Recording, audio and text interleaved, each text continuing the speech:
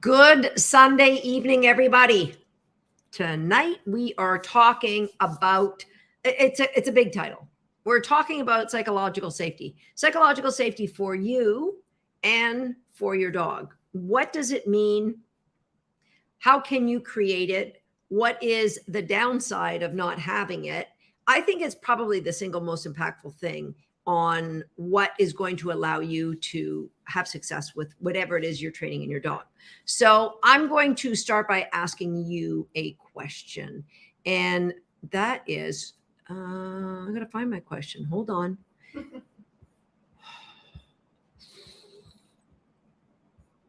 I can't find my question.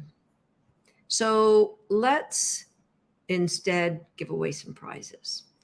So on our last call, we had, I'm gonna get to the question, I promise that. Our last call, we had, oh, is this my question? You know what? I can just do it a different way. Here. Here's a question. Currently, while you're watching this, when you think back on today, yesterday, last week, when you think back on the progress you've had with your puppy, your agility dog, your 4-year-old dog, your rescue dog, when you think of where you were a month ago, are you currently feeling overwhelmed or frustrated by any one challenge right now? And if the answer is yes, please, in a short sentence, explain what that challenge is. Just highlight it. You don't have to go into detail, and let me know where you're from. Let me know where you're watching this from. Okay. And meanwhile, we're going to give away some prizes. So our last live, it was all about puppies, and I went a little crazy with the promises of prizes. So I'm following through with my promise. I'm going to start with a gem winner. Okay. And our first gem winner is winning a Resolve dog bed from the good people at Blue Nine. And I love these beds. I have them everywhere. I have them here. I have them downstairs in the house. I have them in the building. You're going to love it. So Numi, this was her gem. Eliminate distraction value of the environment by raising the value of the things you want to do with your dog. I took so many notes. Thank you, Susan. And we're going to go a little bit deeper on what that looks like for you tonight. But our second gem winner is really quite similar in what they brought home. Rhonda Dennis Smith wrote, your dog is always being trained by you or your environment. If you don't have that transfer of value, the environment will win. And so Rhonda, you are winning some Be Kind stickers. Well, that was not a good graphic. Be Kind stickers. We're going to send you an envelope of 5 Be Kind stickers. So thank you, ladies, for those gems, because I think everybody learns when you're watching tonight's live. If there's something that is an aha for you, a gem, write it down, and you could win. I'm also giving away. So that was a restore bed. I called it a Resolve bed. Restore bed. I honestly, most of the time I call it a climb topper because that's where I use it mostly. So that's from our friends at Blue Nine. I'm also giving away, this is crazy, a Double M.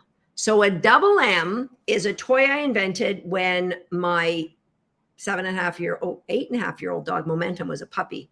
And so I love For My Merle toys, so that they're branded. So they'll have a Dogs That or an Agility Nation or Handling 360 Recallers logo on them. And you can see in the picture, there's a toy at either end. So when I'm training a puppy, I love to have a long toy because they're more intimidated the closer they are to your hands. So you can get further away and you can have an option of 2 different toys on the end. So thank you to the good people at For My Merles. And the winner, I don't know who the winner is. LOH, ask. I've got it. Oh, LOH has got it. Who's our winner of the Double M? Karina Othman. Karina Ockman? Othman. Othman. Boom, boom, boom. So thank you for that. Now I'm going to go and check the comments. Overwhelmed by my high energy puppy from Western Pennsylvania. Bennett is obsessed with eating grass clippings, getting my 11-month-old to stay in the hot zone without a constant stream of treats. If I try to space him out, he barks at me. Ooh, Judy, we've got some Shaped by Dog right there. Hi, Rhonda. The backyard environment winning over virtually everything, even a leash, which we do most of the time now. She'll throw herself on the ground, all 80 pounds of her, and won't get up when we try to get her inside. Oh my gosh, that's awesome. We got you. Don't worry. We got you, Shannon. Okay. So that's the question for today. I'm frustrated my 2-year-old mini schnauzer barking at the other dogs when he's on leash. I've never noticed before. I love you. Call Linda, LOH. I think I probably call her that more than I call her Linda. Which doesn't make sense because LOH is longer, but I digress. Okay. So when you are in a place of frustration, you're working through a dog training challenge, and trust me, we have all been there. I have been a professional trainer for more than 30 years. I've excelled at the highest level of dog sports, not one dog sport, 3 dog sports. At the world championship level, I've excelled in 3 dog sports, and I have been challenged with every single dog I've owned. Some dogs more than others, but I'm going to share with you how I work through that. And it all comes from a place of psychological safety. So what does psychological safety even mean? So it means, now I'm going to take it from 2 different places. From the point of view of your dog, let's start right there. Psychological safety is that the dog is free to make a choice without the worry of a negative consequence. And when I mean negative, I mean undesired, undesired at best and painful at worst. And so that is when that isn't there, then there's a dog who is living in or being trained in a place where there is no psychological safety for them. I'm going to give you an example. This just came in to us yesterday. So this is a note from one of our online students. So Sam, I'm going to have to get rid of my banner to read this to you. Sam wrote, I'm a huge fan of Susan Garrett. I'm so excited to be part of her class. I've just gotten home from a class that taught me to correct and belittle my dog because he was making a mistake. After an hour of working in a high stress environment, I decided to not put my dog in that situation again, to protect my dog's confidence and relationship with me. Even the chance to do agility is not worth the diminutive experience. Thank you for being a beacon of hope to people who believe there's better out there for our dogs. So if you find yourself in that sort of situation, it's a fork in the road, and it's a tough fork in the road. It could be a local class you've been going to. It could be friends that you train with regularly. It could be family members. Now, there's options for you. You either leave that environment because it isn't providing your dog psychological safety, and if you know it, and then it's not providing you psychological safety, or you have a tough conversation and you say, this is how I feel when this happens. Is there another approach we can take? Obviously, if this is happening in your own household, you've got to have those conversations from a place of great compassion for the other person's point of view. This isn't a matter of being right or wrong. This is expressing your feelings. Okay. Back in 1988, I had a little Jack Russell Terrier by the name of Shelby. I was going to a class. She was 12 weeks old when we started. Because she was a Jack Russell Terrier, instantly they said, they're stubborn dogs. They don't like to listen. We have to put a choke chain on that dog. And so I put a choke chain on dutifully as I was told. And I think it was like the 3rd week when I was told to give her a pop on the collar that she stopped. Sorry. That she just dropped like a boat anchor to the ground and said, no, I'm not doing this anymore. And they said, well, you've got to pop her. She should be listening to you. If she boat drops to the ground, you got to pop her. That didn't feel right to me. So, but I was a slow learner. I just went home, got rid of the chain collar and put her on a flat collar. But here's how brilliant dogs are.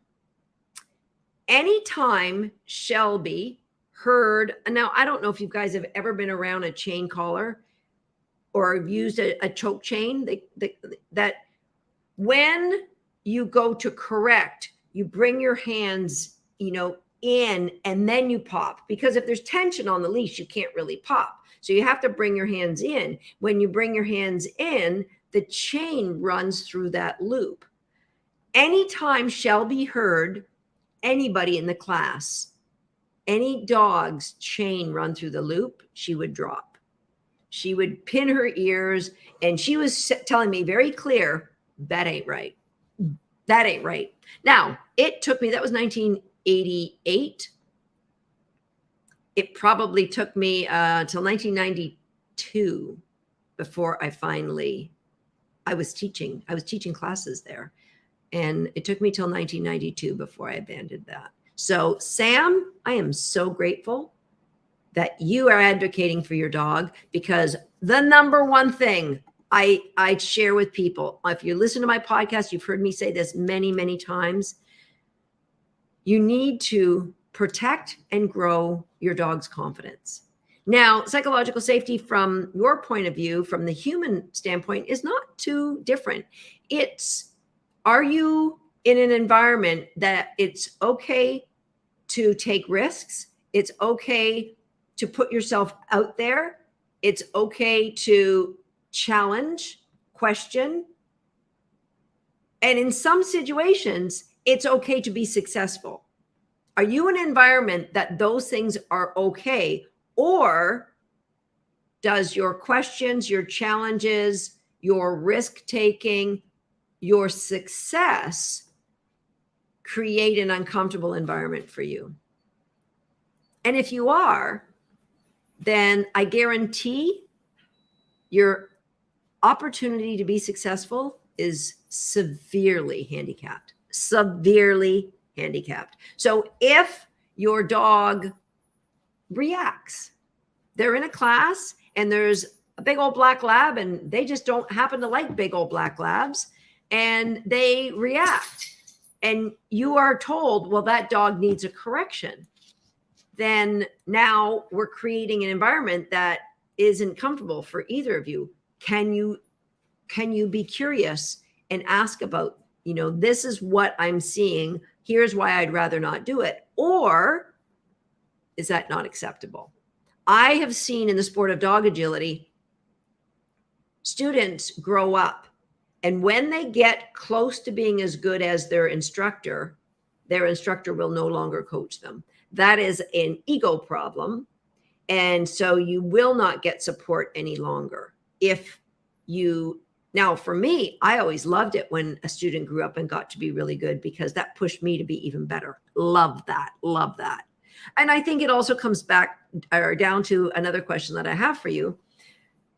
Be honest. This is a place of safety. You can say answers that are, just speak your truth. Do you feel you currently today, would you describe yourself as a fixed mindset person or a growth mindset person? Just put that in the chat for me. A fixed mindset would be, there's absolutes.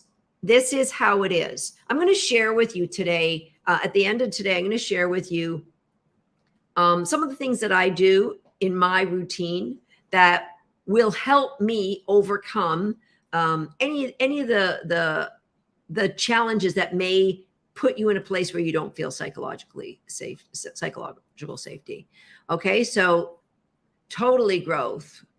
So I love that. I love that you are, if you're watching this and you're a growth mindset person, that means you are open to doing things in a different way if there's a possibility of taking you or your dog, if we're talking dog training, to a better place.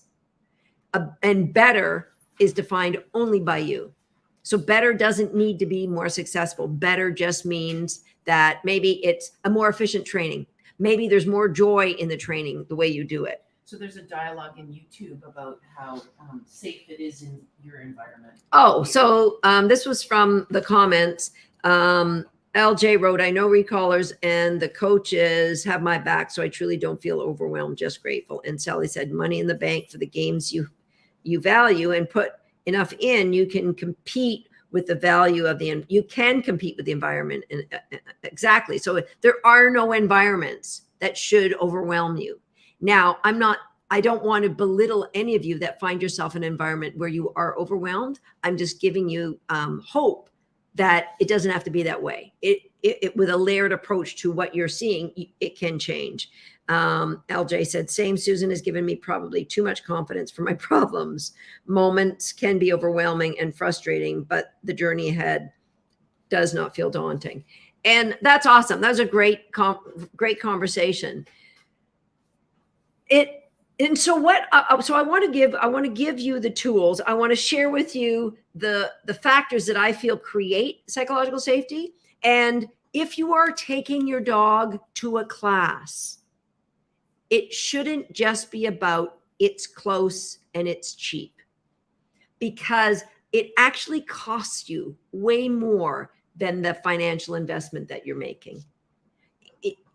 There should be way more involved with that. So we're going to talk a little bit more about that later today. Love the conversation that's happening here in our chat. This is great. Catherine wrote, I need to feel trust in the person, company offering the different ideas first, though. 100%, Catherine.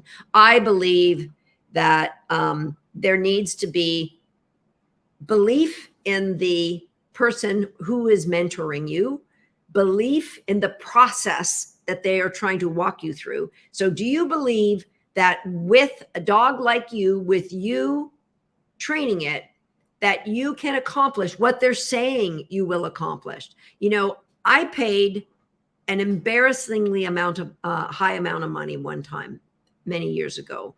I just wanted someone to coach me so that I could grow an online classroom. And so this person said, all right, come up with a list of goals you would like to see in a year. So I made this list, and he said, sky's the limit.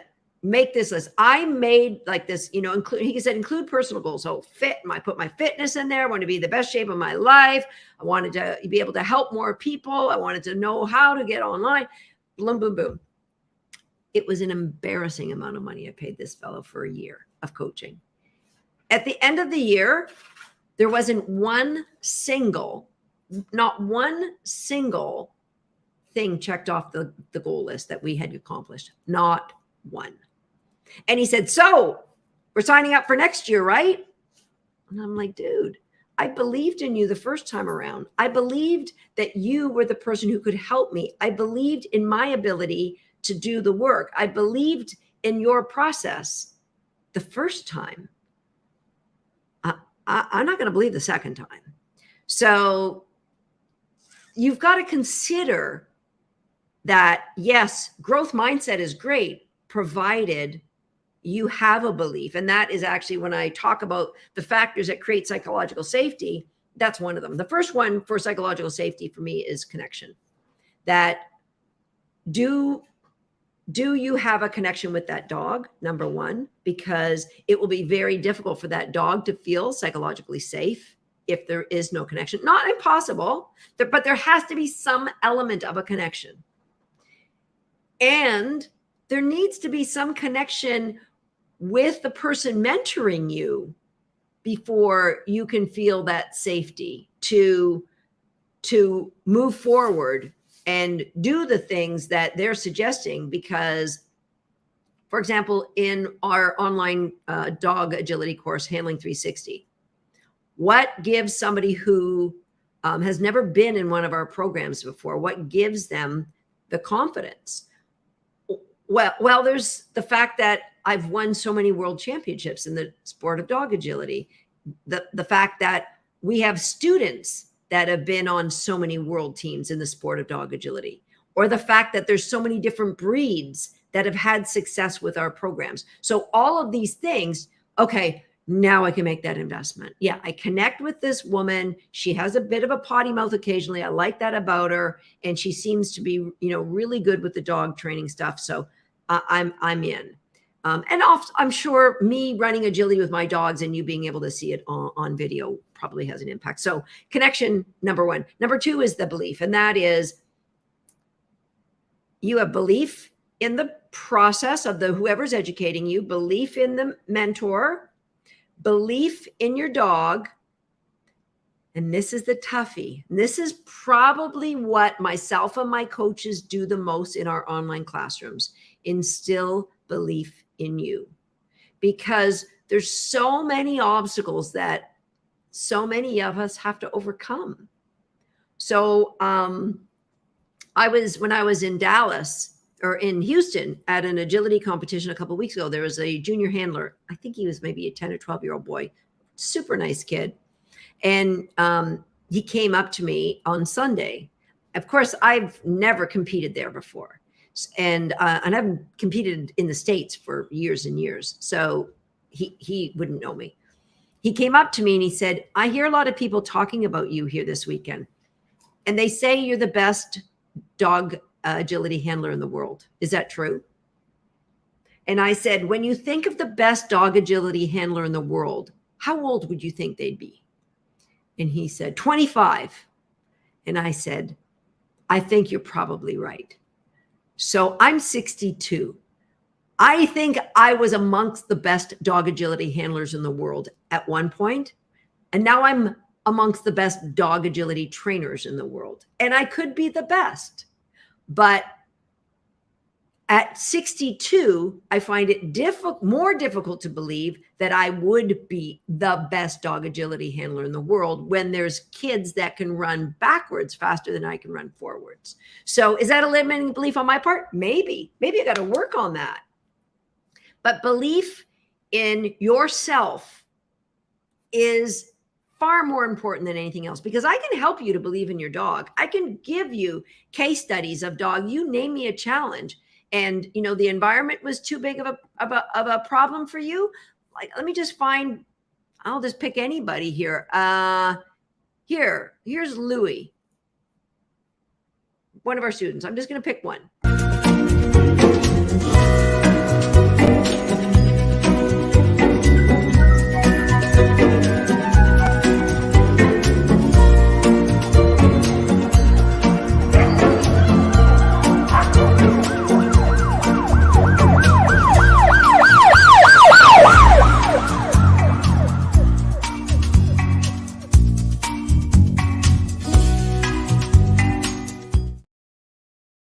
Okay, so Louie was a bit of a handful because Louie's mom, Katie, was shaped by dog, definitely shaped by dog. And so just to let you see what is possible, if you believe, if there's connection, this is Louie, like just after a year in recollar.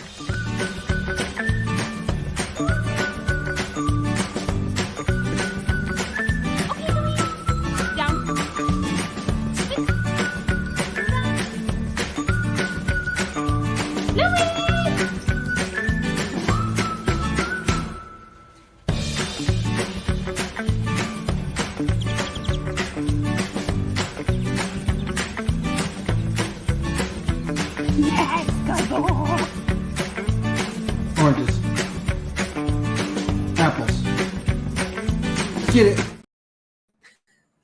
So if you have a Cocker Spaniel and you're watching this video, there now is a possibility that your belief has grown a little bit in what is possible for your dog. So belief is everything. And I know if you watch my podcast, you've heard me talk about the belief loop, but this is just so critically important. If you believe that 5-year-old dogs have a fixed mindset, 5-year-old dogs cannot change their behavior, then if you look at your dog, your thoughts are, oh, I'm stuck with you. This is never going to get any better. This is all I got. And then when your dog does something naughty, your emotion is, oh, just like always. And your action is going to be irritated.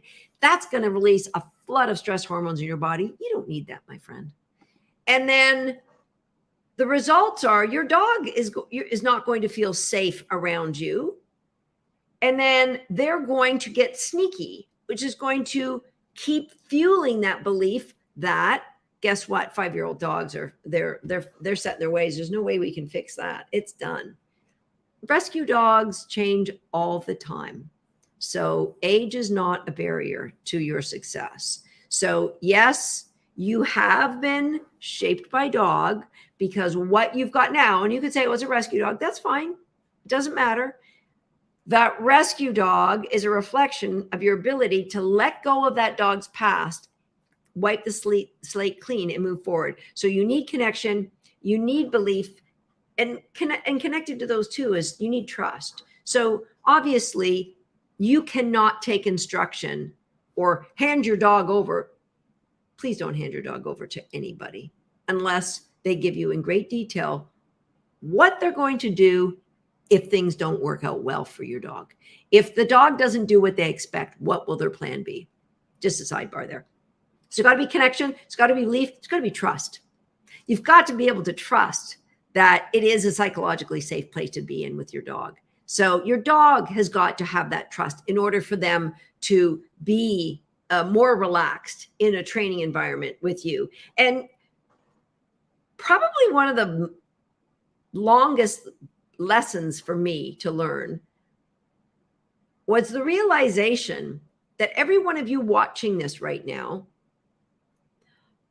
are just a accumulation of all the people who have taught you in the past, whether it be in books. My first dog training book was How to Raise and Train Your Chow Chow that I was gifted as a 13-year-old. So is it books? Is it random videos? The most popular videos on YouTube, I'm sorry, there would be zero psychological safety for your dog if you followed through with that, with a lot of the methodologies that they're going to share with you.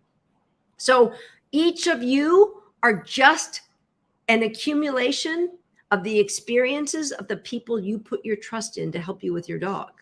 And that's where you are today, right? And so the number 4 thing is the feedback you get. How is that feedback given? Do they make you feel bad for even asking a question? Do they make you feel stupid when you ask a question? Or do they welcome the challenge of a question? Do they really understand the psychology of dog training, the science of behavior? Do they really understand well enough to give you an answer? Or are they not happy about you even asking because they don't feel comfortable in talking about it?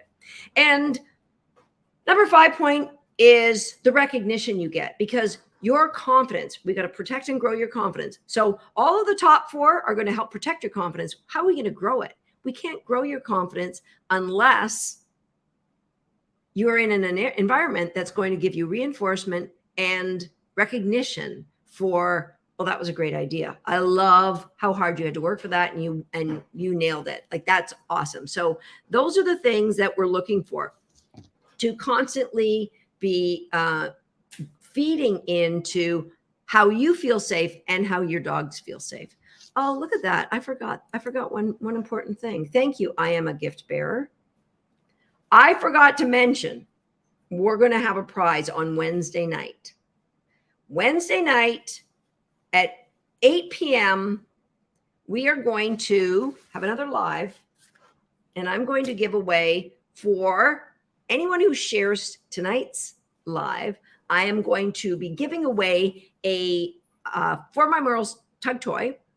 I'm not going to tell you the other ones. I'm going to give away 3 prizes on Wednesday night. So share this live. If you feel that this is information that everybody who owns a dog should know about, please share this live anywhere on social media. Come on back here, say shared, just like I Am Gift Bearer did, and tell us where. And if it's a different address than what you are logged in, give us that address and we'll check it out. So I completely forgot to say that.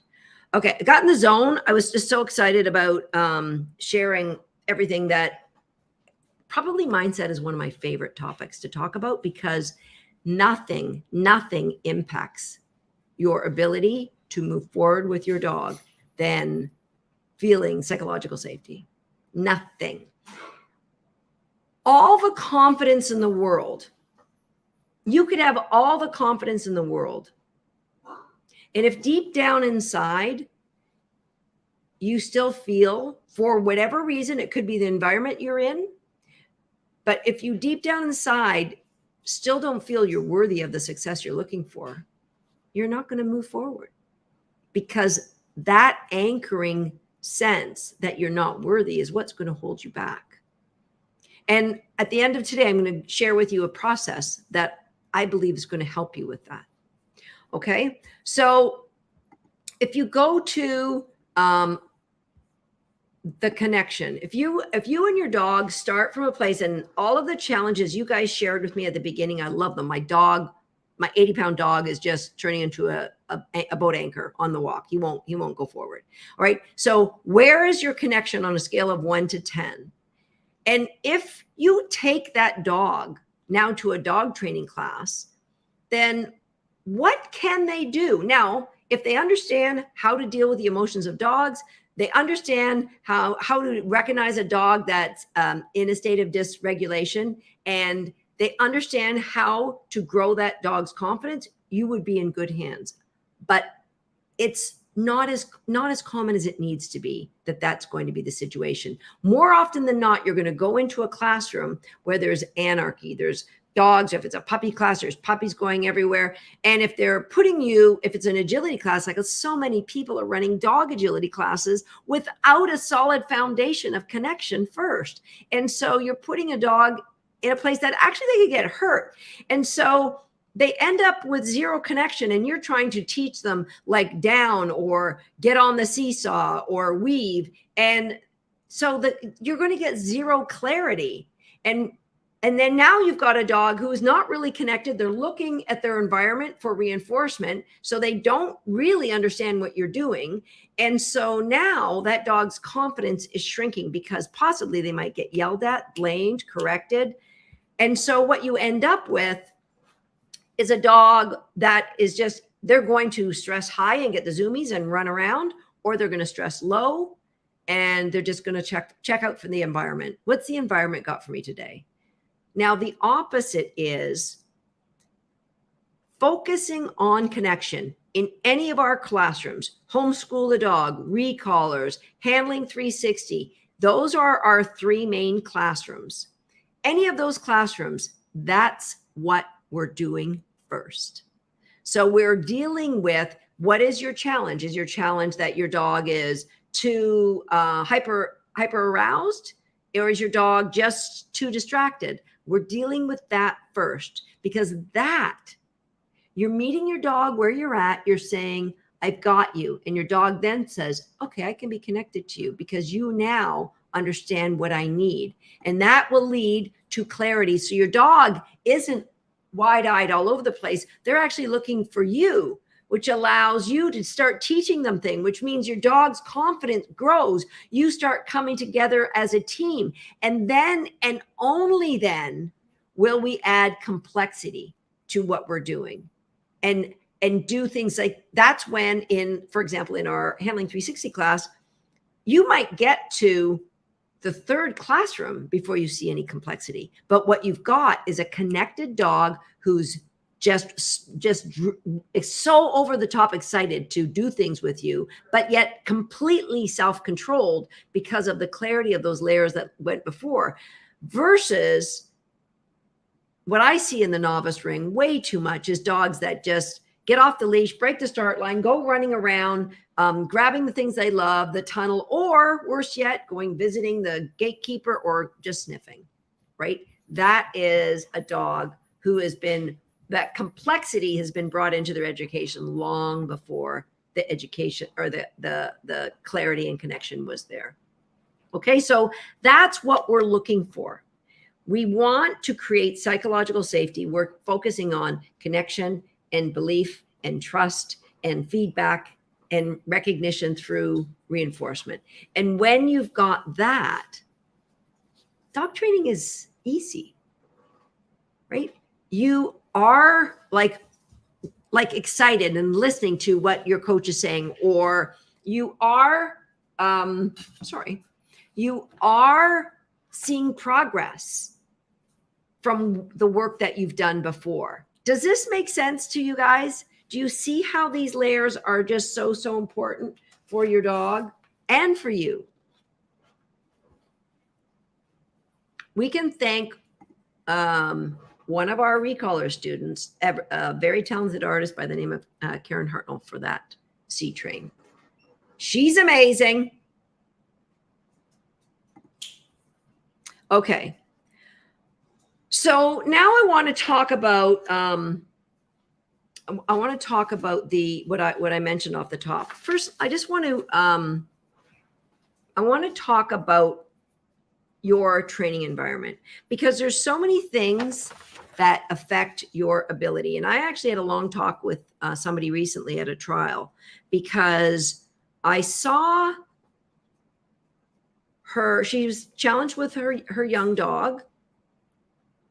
And I saw her peer group over the course of 2 days. I never, ever saw them once say anything positive or kind about the young dog.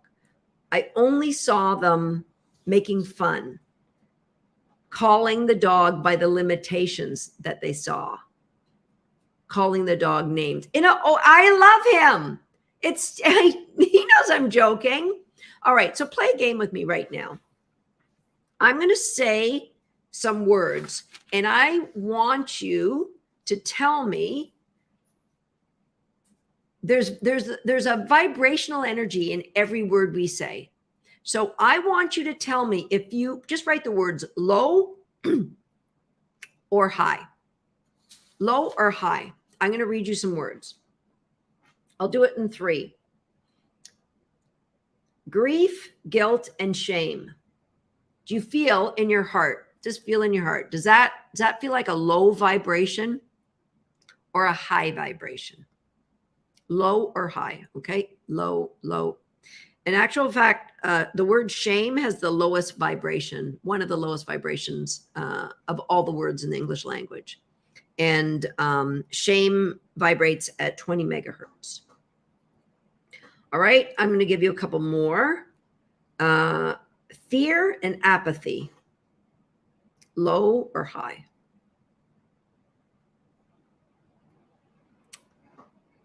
Yeah, very low. Okay.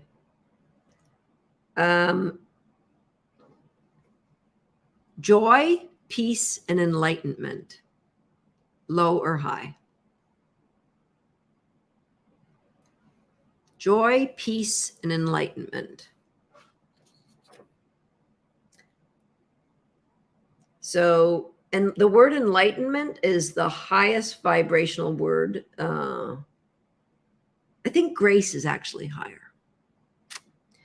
So, yeah, those are all very high. Joy, peace, and enlightenment. Love is right up there as well. So you recognize that these words have a vibration. Have you ever seen, I just bought one of these, so don't make fun of me, okay? Have you ever seen those plates that you stand on and they vibrate? They're meant to increase bone density. They use them. I think they were developed for the astronauts. So when you can actually see the vibration, like you're standing on one of those vibrational plates, then it's more obvious. But we can't see the vibration of words, but we can feel them. And trust me, your dog can feel them. And saying the phrase, "I'm just kidding," doesn't lessen the pain of the person whose dog, the guilt, "I should have done a better job," the shame, this is as good as I can get with this dog, and he could have maybe done better with somebody else. So if that's your peer group, guys, that is not a healthy place to be. That is what I would call a toxic place to be. And it's just everyone has a big laugh. And the person who has the dog might actually have a big laugh. But trust me, words have energy. The dog feels the energy, and deep down inside, you feel that energy too. So very important that you are in a training environment that is creating psychological safety, that is giving you the peer group that lifts you up. There is absolutely, many of you know the challenges that I've worked through with my young dog, This. And I talked on my podcast last week. My success never would have happened to the degree it has if I didn't have so many people in my corner telling me how amazing she was, how much progress we've made, or when I wasn't even making any progress, you're going to find an answer. You're so determined. You advocate so well for your dogs. Like the things that the environments that I was flooded with belief. And so it made it inevitable that Thissy and I were going to have immense progress and will continue to have progress because I have even more people like you on social media saying amazing things about this. And so wouldn't it be great if everybody could have that? And that is something we intentionally cultivate in our online classrooms because I recognize how important it is. And so that is so critical. You either have to do one of two things. The hardest thing I've ever done in my life was exit a friendship because I knew that energy was not healthy for me. Hardest thing in my life I've ever done. And so hopefully that won't have to happen. But if you are in an environment like that, you need to have a conversation, not from a place of being a victim, just from a place of, this is what I'm trying to do. I'm trying to accomplish this with my dog. I believe in my dog. I don't need you to believe in my dog, but I need you as a friend to be in my corner. Do you think you can do that? That's what we need. And that's probably the biggest thing other than the great dog training. I think the biggest thing that separates our online training programs from all the rest is that community, the community of support and the community of belief that goes, it just reverberates with within the community with our students, the support they have for each other because it's modeled with our coaches. Okay. Question is, handling 360 helpful if you don't do agility?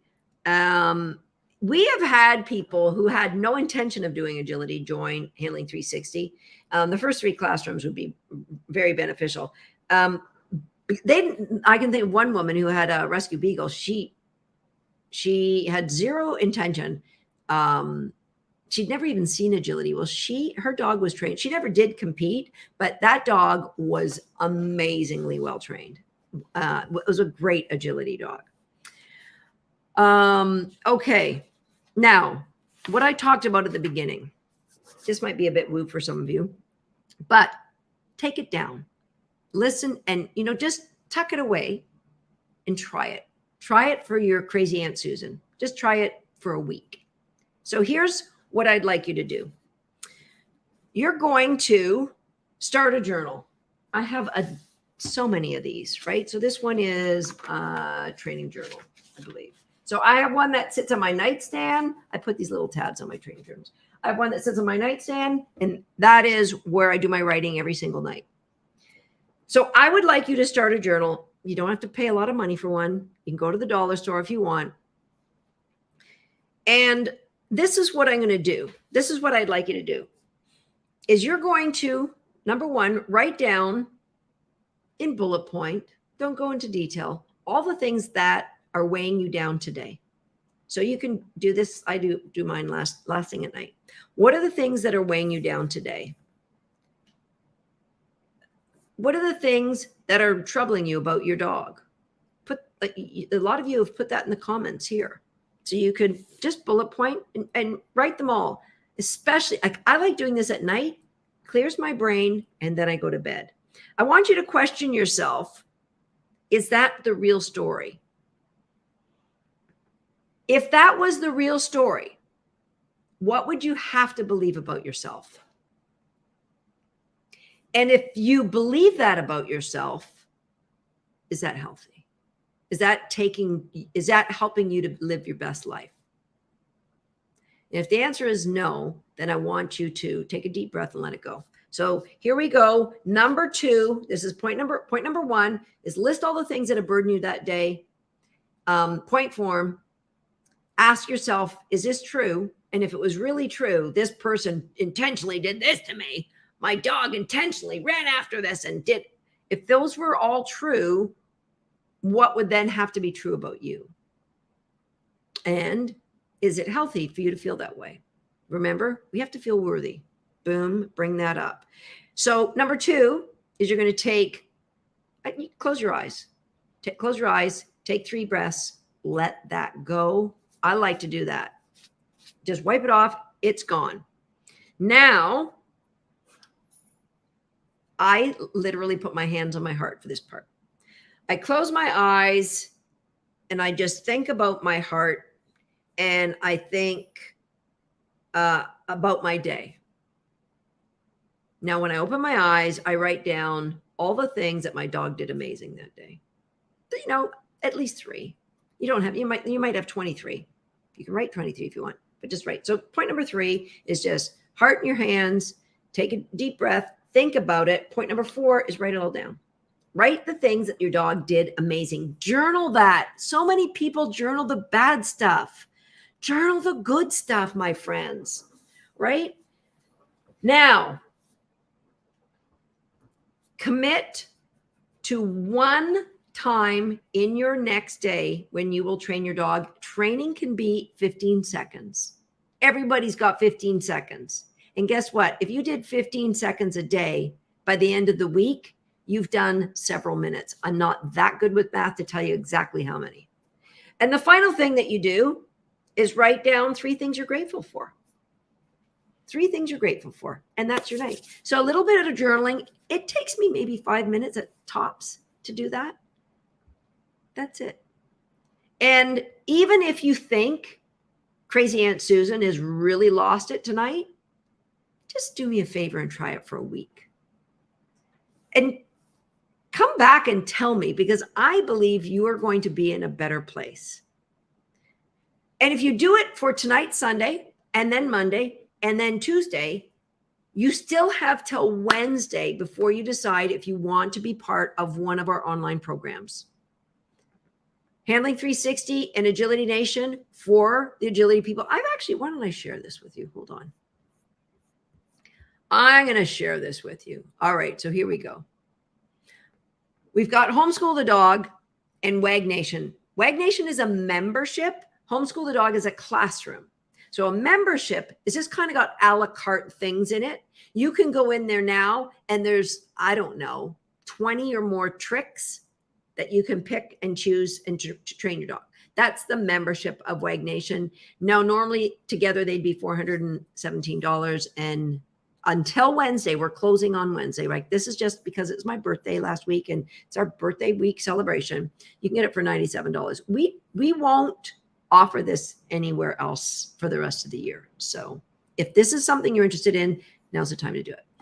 And then Recallers, our flagship program. I would be willing to bet we probably have, I don't know how many people are on here.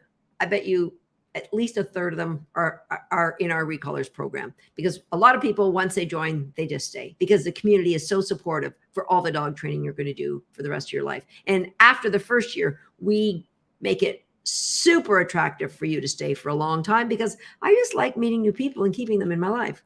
Okay. Number 3 is Handling 360. I mentioned that. That's our agility training program.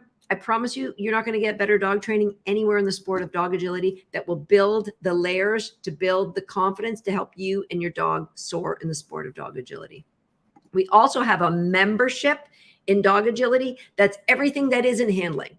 So weave poles and seesaws and troubleshooting problems that you have. Your dog pops the last pole, your dog flies off the seesaw, your dog, isn't motivated, your dog turns wide, your mental game. It's all in Agility Nation. That's the membership. Again, it's a la carte. Oh, there's probably 400 videos in there right now. And then, as we do during my birthday, we bundle those two. So it's about a third off the price to get the two of them together right now. All right. And for you geeks that are really into science-based learning, there may be space in the inner circle. This is a small mastermind of people who really want to deep dive into the science of dog training. So those are your opportunities. And somebody on my team is going to tell you how to get there. And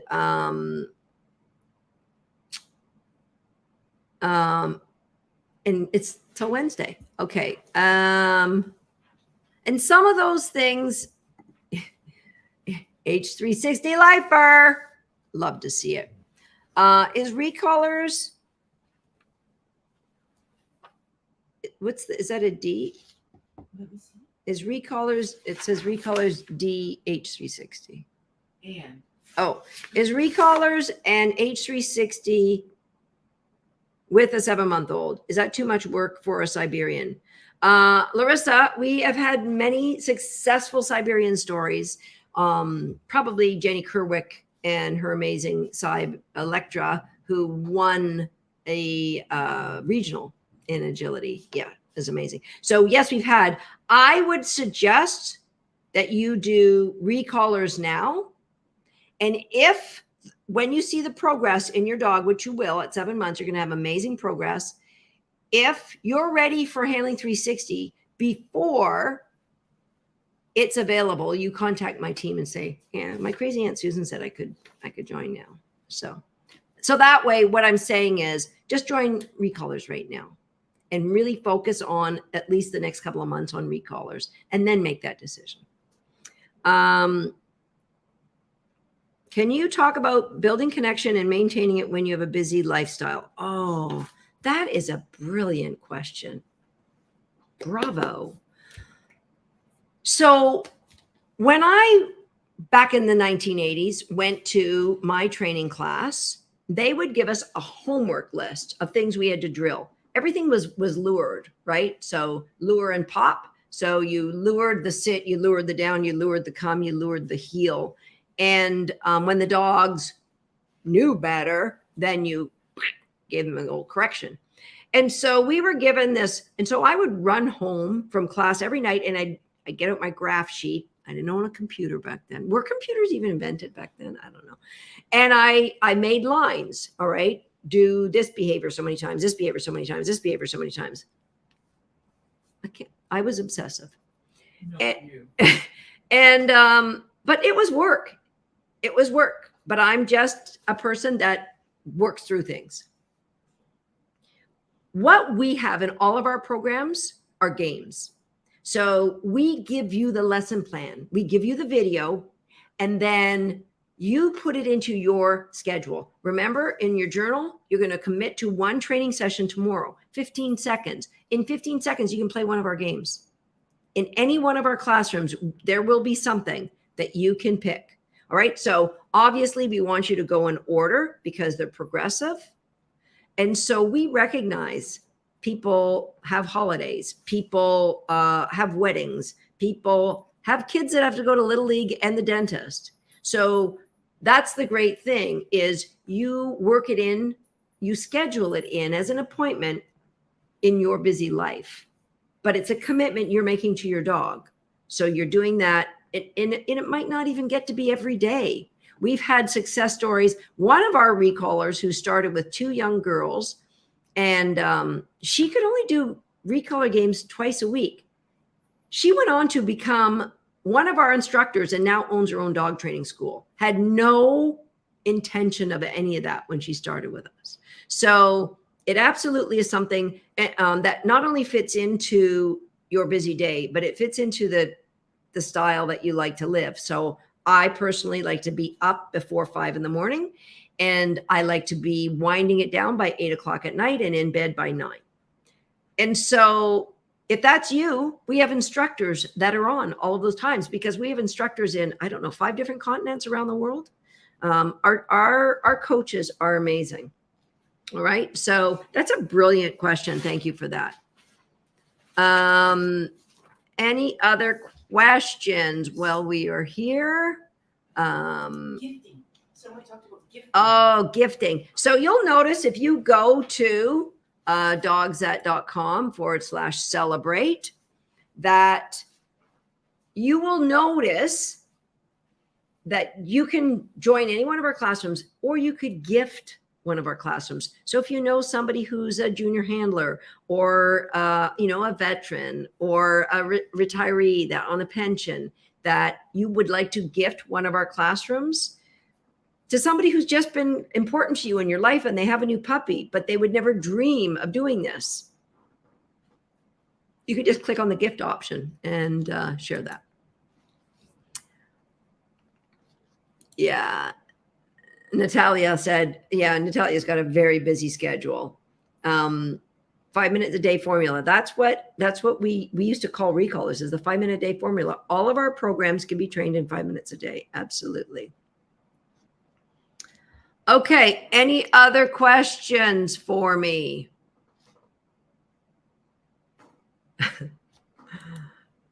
Live summer camps next year, please. There might be a consideration of maybe a smaller one. It's just so much work. So yeah, it is a lot of work to do them. Do you want to answer a dog training question? You can give it to me. So Marilyn would like to know how to stop barking because her friend's bark collar works for them, but she'd like to know how to do it without a bark collar. So how do I stop barking without a bark collar? First of all, does a bark collar create psychological safety? It probably, definitely doesn't create psychological safety for the dog. And it probably doesn't for you either, because you know that dog is being given a shock to stop. So in Recollars, we actually have a program called Barkensteins, where we walk you through how you can, it's all situational. Depends on what are the triggers, can you control the triggers. But any problem you have in dog training is just about breaking down into a plan. So that's what we do in Recollars. So Recollars is a biggie for, walking on a loose leash, or obviously coming when you're called, or bringing a toy back. Yeah. Caitlin said she gifted homeschool the dog to a friend today. What a good friend you are, Caitlin. Robin can't decide. Is there support to get clarity? Yes. So if you go to go to the link dogzat.com/celebrate, and in the bottom is a live chat, and one of our coaches will be there and can talk you through it.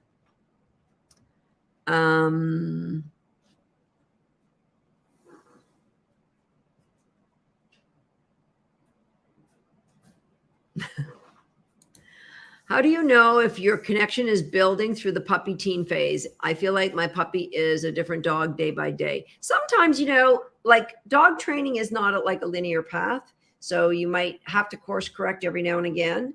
And so that's why we tell people to, in like Recollars, go back and keep revisiting the early games, because that will, if you're getting a different response on the early games, then for sure that you have to reconnect. Maybe you've given the dog too much environmental freedom. And remember, the environment is training the dog while you are. So if the environment's lessons are more salient for your dog, the environment's always going to win.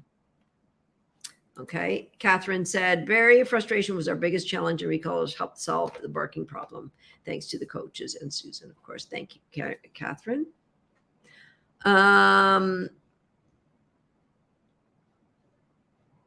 Okay. Potty training for multiple puppies. I just trained a litter of 4 puppies.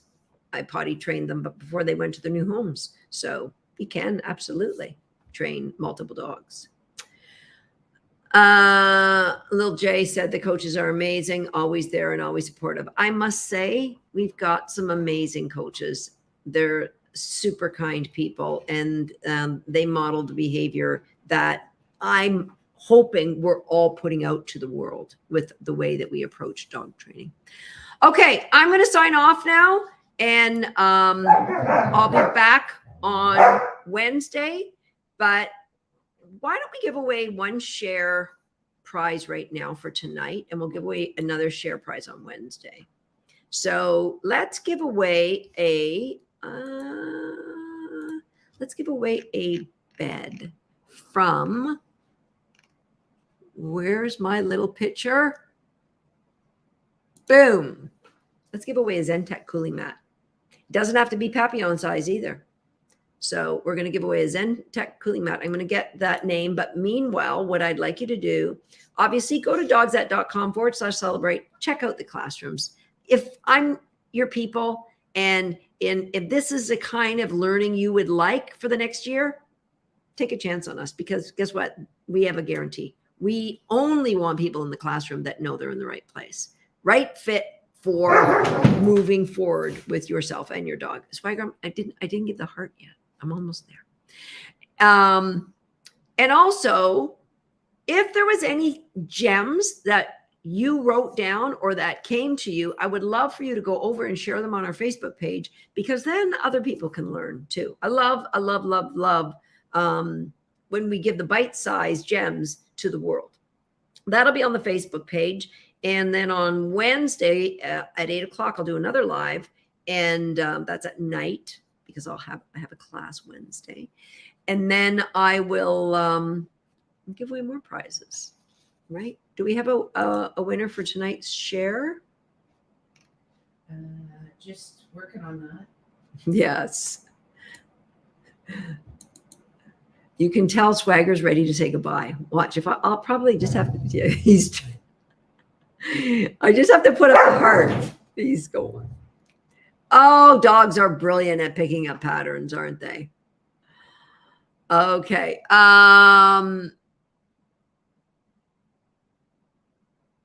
Still working on it. Yes. Okay. Kathleen, I'm in recolors. Will I get notice when it's time to continue? Absolutely. We will let you know. Thank you, Sylvia. Yeah. Swag. He's just, I could, if I could, I'd turn the camera and let you see that he's just standing, staring at me with the toy in his mouth, obviously waiting to see if it's now. Are we saying goodbye now? Not yet. Okay.